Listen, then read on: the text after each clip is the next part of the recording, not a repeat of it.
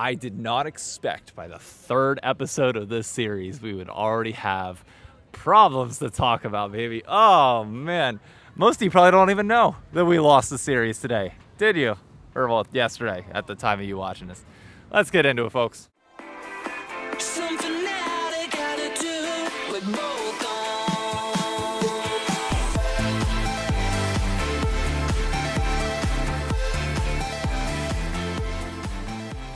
We will talk about LCS towards the end of this video. I'll talk a little bit about the Shopify series that was our upcoming series against Dig.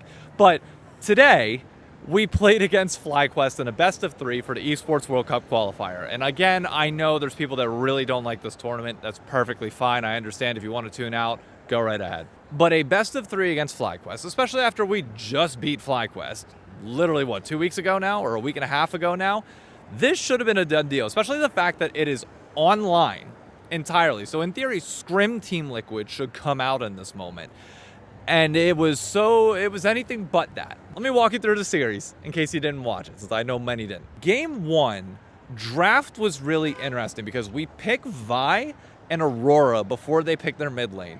We leave Cassiopeia open, knowing that Quad can play it. He did, and the only major thing that happened in this game was just slowly watching TL not make moves, or at least not make effective moves with a comp that you need to get ahead or at least win this before mid-game comes. Because the second Ornn comes and has ornaments online, you have a front line that can actually protect the Cassiopeia around them. What are you going to do? And the worst part is Cass didn't even play good. Like, Quad was sprinting it at points in this game, but it did not matter because they just scaled. Griffin controlled the tempo with Mundo very, very well this game, the entire time. Jose Dioto in general this series felt off, but Griffin controlled it. Mundo gets the first dragon, Mundo gets grubs, Mundo gets 2 kills early on. It's like, oh god, like now we got to escalate this real quick. And we made a few plays that got us back into it, but just we hit that point where FlyQuest was just better at team fighting, and they proved that time and time again. And take game 1, so it's like, okay, not great, our draft wasn't good, fine. Game 2, I'll be honest with you, I didn't really get to watch all that much because this is happening during work and work popped up, so that became the focus. When I tuned in to game 2, we were getting our ass beat. And let's be clear, this game was a fun one. If you go back and watch any of them, this is the one that you needed to see. Why? Because when we talk about Yawn getting to put on the carry pants and getting to play just an unlocked style, Xayah just seems like a champion for him because he solo kept us in this game. This should have been a 2-0. This should not have gone to 3 games in any way, shape, or form. But Yawn pulled off multiple 1v8 clutches in this game to keep us in it. Somehow we find a team fight at the end to wrap it all up. We're going to game 3. It's fantastic. FlyQuest morale at a low. They should have won that game. Our morale at a high. We shouldn't have won that game, yet we somehow do. And then the draft hits, okay? And for those of you that watched my video on Monday that's completely separate from TL stuff, you know I cannot stand Jhin in the current meta. So what do? We pick Jhin. We pick Jace. And who do they go with? They go with a Nasus, Ashe Seraphine, and a Yorick top. So immediately from draft, you're just looking at this like, oh, we are on a timer again. 3rd game now. It's just like, oh, this is going to be unwinnable if it goes like, and there's no chance, like, Yawn can't carry this. You're on Jhin. I'm sorry, you can't. But that nearly proved itself wrong as Yawn starts off, I think, 2-0 in this game. Incredibly well. Builds Hubris first item of all items, which I don't have as much of a problem with, better than Youmuu's. He can actually do a little bit of damage. And then we started sprinting it. Jose gets caught out in jungle. We're just trying to make some plays that don't end up working out. And before you know it, that Nasus that's really not doing anything. Like, he's not dying. He's not getting any kills, but he's just kind of like chilling. He gets online. The bot lane that we had like really far down, that was never far enough down to become irrelevant. And then it just flipped. I said in the TL Discord that it felt like I was nervous. Like, we have like a 2K gold lead, but this feels like really, really close to the point where one thing goes against us and it's just over. And that's exactly what happened. One fight, Nasus gets fed, they 4-for-1 us, and from that point on, we do not win a single fight. Quid nearly like 3v5s, heroic moment, but it wasn't close enough. And the game's just over. Just like that. And all of a sudden, we have lost to FlyQuest. So now the conversation around the team is completely different, because there were people that were upset with me, like, how are you going to slander both C9 and Lion for losing games to teams that they really shouldn't whenever TL's had a cupcake schedule? Well, our stocks just dropped pretty heavily, didn't they? We are solidly behind. And like, I get this is online and some people will not take as much credit into that, but I'm sorry. Shouldn't be losing this games, especially in a world where we're apparently better in scrims. This should be the environment where we're more comfortable in, and we got outdrafted and outplayed. What? Huh? Oh, we got things to work on. With like, biggest thing with this, I can't stand our drafting. Like, I could not stand our drafting this series at all. It is a continuation of what we saw from lock-in, where it's like we were putting ourselves on timers every single game, and then we just aren't clean enough to close it out. This isn't Korea. This isn't the LPL where we're bloody enough. Like, things slow down. And even in these series that are online, things slowed down enough despite early leads to the point where it didn't end up mattering. Speaking of that, I'm not done with this, but we're going to shift it to like around the org and org side, because I got a gripe on that. Around the org today, I got a vent about my frustrations on how this whole thing was handled today, to be honest with you. I'm just not happy with it, because Team Liquid is the second place runner-up for Esports World Cup last year. Yeah, second place team. They got $4 million for this. I don't like the event myself, but if you're going to embrace it and you're going to play in it and you're going to be an advocate for this thing, because in Steve's, like in the hour-and-a-half long video where like Steve's talking about his greatest achievements from the orgs, one of which was finishing second place in the Esports World Cup. Cool.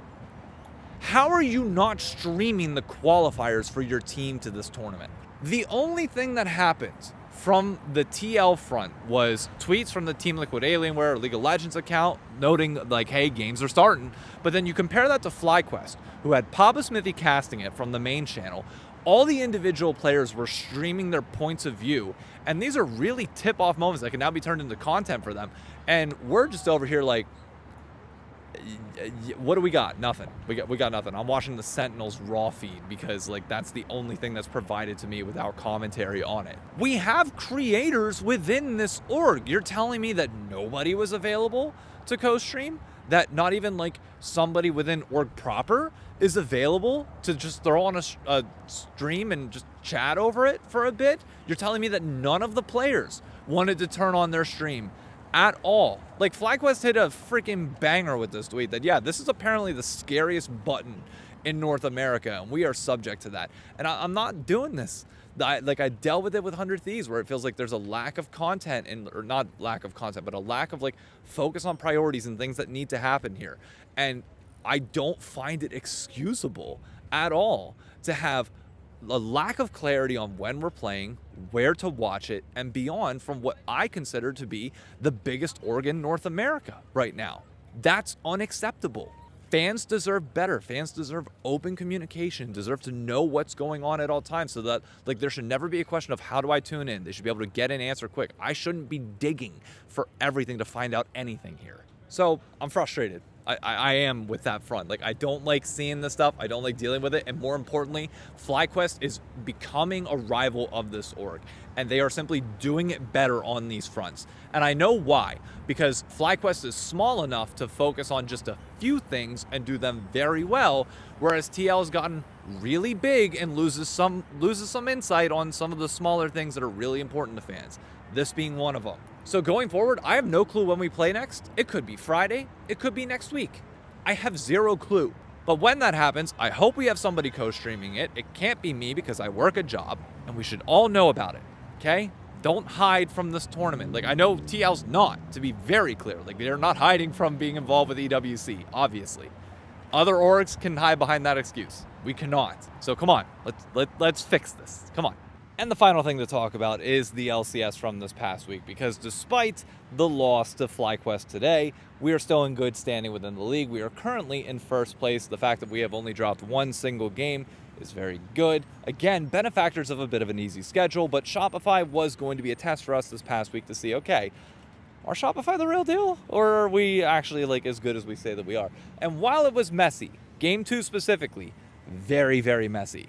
Game 1 was clean. And I'm a big proponent of, hey, as long as you win your games, that's all that matters. If you're dropping those close games and then maybe dropping series, then you got to assess what's wrong. But it still feels like our issues as a team are just simply sometimes you play a little bit loose and then it gets away from us. But overall, Morgan has genuinely impressed me. He got the better of Fudge throughout this entire series. He was a really big catalyst for why things went our way. While Quid has pop-off moments, I actually thought Zinni had a pretty good series and was able to hang on quite well against us, but it, quite frankly, wasn't enough for him. Core JJ also leveled up a lot this past weekend. And going into our matchup against Dignitas, it's actually going to be interesting to see on stage whether we have similar struggles against them that Lion did, or if it's just a stylistic matchup where, Photon got the better of Dokla in that series, and Morgan simply not Dokla. Like, maybe that's just going to be how this goes. But if I'm looking at any lane in particular, you got to be looking at that mid-jungle duo. I need Jose to rebound from this series that he's just played here to really put XU in the dirt, because I think XU didn't have the greatest of series in week 1. He bounced back a little bit in week 2, but this should be a very big mismatch in mid-jungle. Bot side, I was not all that impressed with FBI or Ignar. So I'm not all that worried. Yon and Core JJ should be able to get the better of them. But what I want to start seeing from this team going into this matchup is you're playing a weaker opponent here, okay?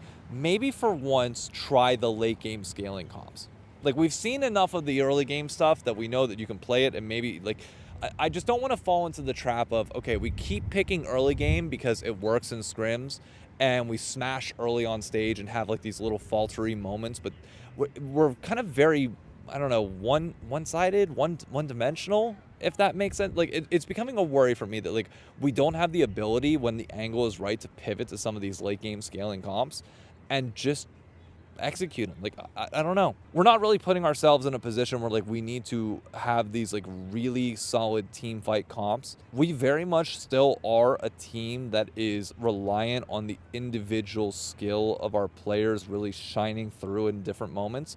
But if you ask me, if we are better than the sum of our parts, I would say no right now.